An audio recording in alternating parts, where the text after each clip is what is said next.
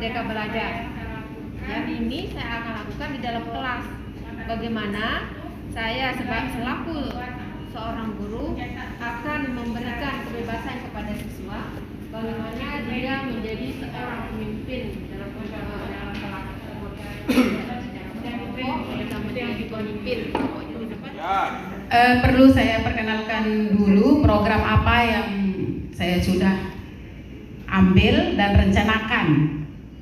Yang pertama, kemarin waktu Lokakarya 8 saya mengambil program pola hidup bersih sehat. Tapi yang sekarang yaitu program sudut kegiatan anak. Sudut kegiatan anak itu kita buat seperti sentra. Ada sentra seni, kita taruh di pojok. Kemudian sentra alam kita taruh di luar kelas. Kemudian sentra bahasa kita taruh di pojok lain. Baiklah, saya akan membacakan manajemen risiko program sekolah. Yang pertama, masih minimnya APE, Bu. Dalam membuat program kan membutuhkan APE yang banyak, karena anak-anak juga di TK, apalagi di TK sangat membutuhkan banyak APE. Kemudian ukuran risiko di sini adalah besar. Strategi pengendalian, kami di sekolah melakukan diskusi bersama kepala sekolah juga teman-teman sejawat bagaimana menyelesaikan permasalahan yang ada tadi. Kemudian kami membuat solusi, yaitu membuat alat pembelajaran dengan menggunakan bahan bekas. Tidak semestinya kita hanya membeli saja, tapi kita menggunakan bahan bekas. Kemudian yang kedua, mengenai dana, Bu. Dana masih kurang. Kami di sekolah mengeluarkan masing-masing 50 sama teman-teman menyumbang demi terlaksananya program tersebut. Yang pertama, tidak sia-sia perjalanan kita selama 9 bulan. Betul nggak?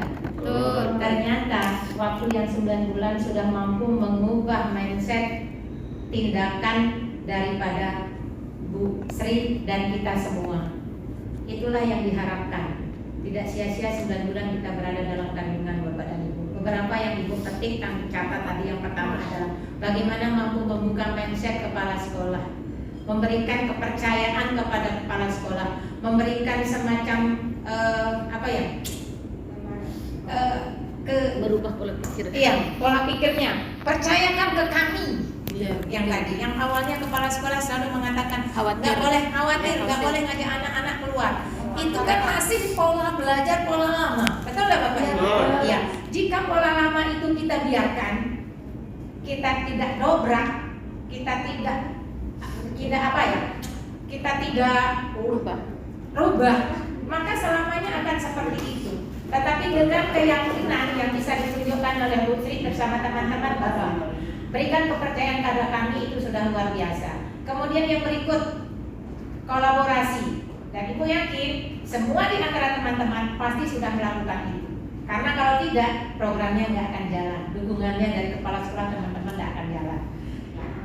Programnya itu tentang pengembangan literasi, karena pengembangan literasi sejak dini itu sangat kita butuhkan, apalagi guru didesak sama orang tua wali murid untuk menyekolahkan anaknya yang di kota, karena alasannya masuk ke SD favorit itu harus dites. Jadinya wali murid menyarankan kita untuk membaca. Upayanya saya itu saya membuatkan pojok baca. Baik di sana itu ada saya siapkan balok, sama ada saya buatkan tempat dia membaca, menyusun kartu huruf dan membaca dalam kertas berwarna. Nanti dia membaca kartu gambar itu. Tapi wali muridnya itu mengatakan yang masih mengatakan bahwa itu tidak belajar. Dia bermain anak saya, dia maunya diajarin ini itu baru belajar. Itu memang yang dilema. Tapi selanjutnya Iya, saya minta izin untuk melakukan sosialisasi sama kepala sekolah untuk masuknya ini, dan kepala sekolah iya coba aja kalau didengar nanti sama wali murid, coba aja soalnya melihat dari pendidikan latar belakang pendidikan mereka yang paling tinggi itu SMP. Iya, dan di sana juga maaf ibu sendirian kan sering berkunjung ke sekolah, HPI-nya kurang kan Bu? Di luar anak-anak itu memang kayak begitu. Tapi karena justru menurut saya itu sudah saya kerjasama sama teman-teman guru yang kita berempat.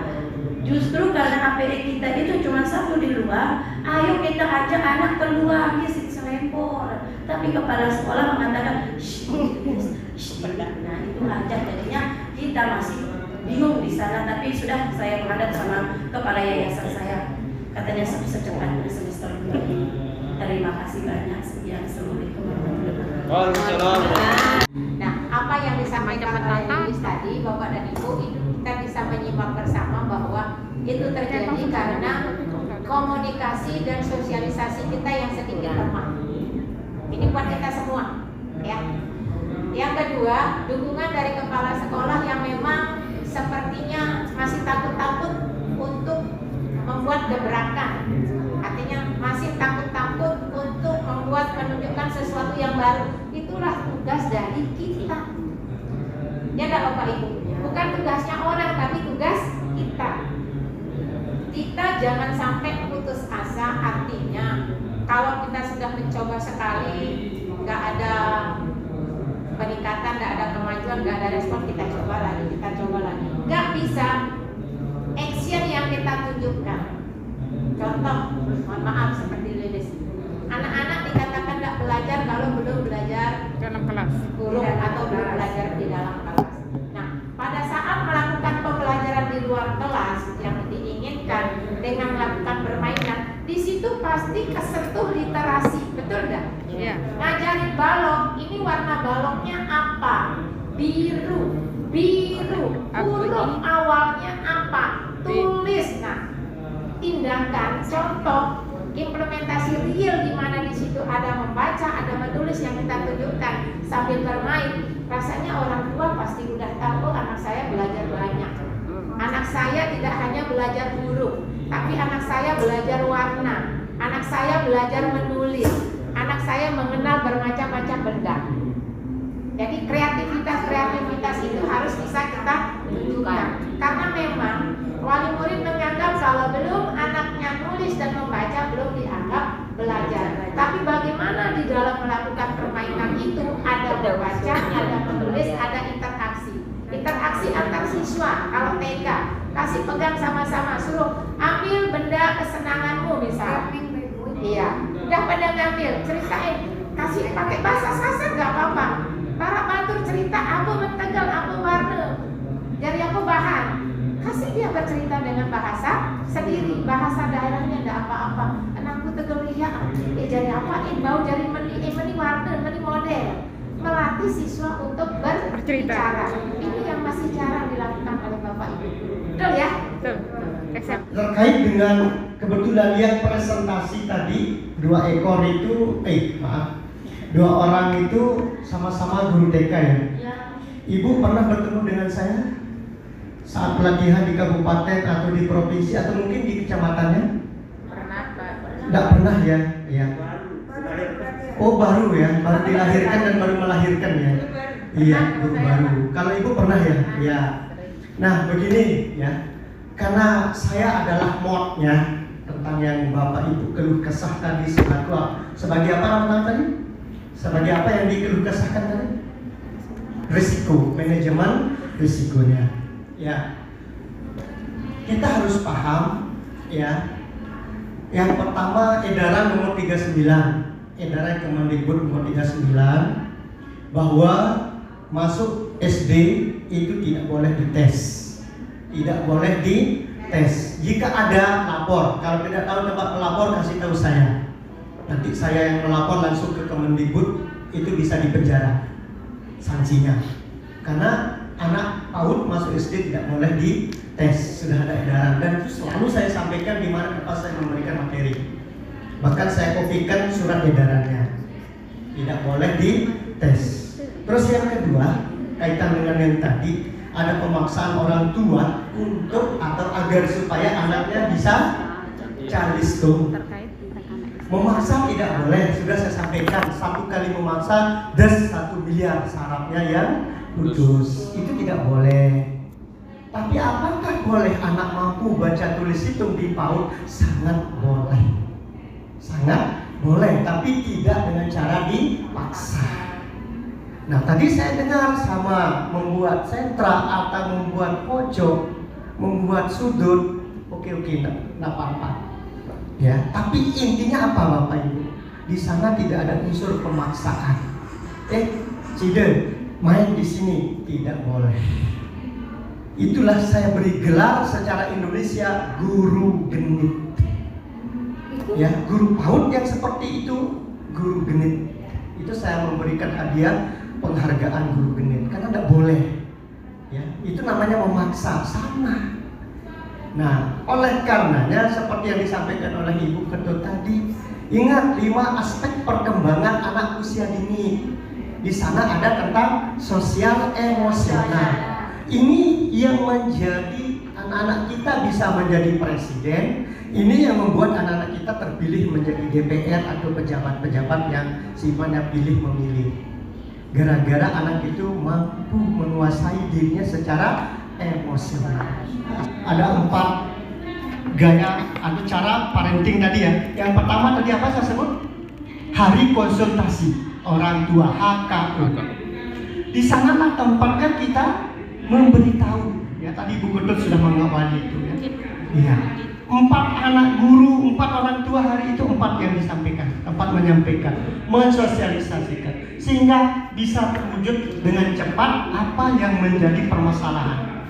Risiko-risiko yang muncul pada saat itu, ya. Nah, setelah itu, ya, setelah HKU, kemudian kita bentuk yang namanya KBU, ya, kegiatan bersama orang tua.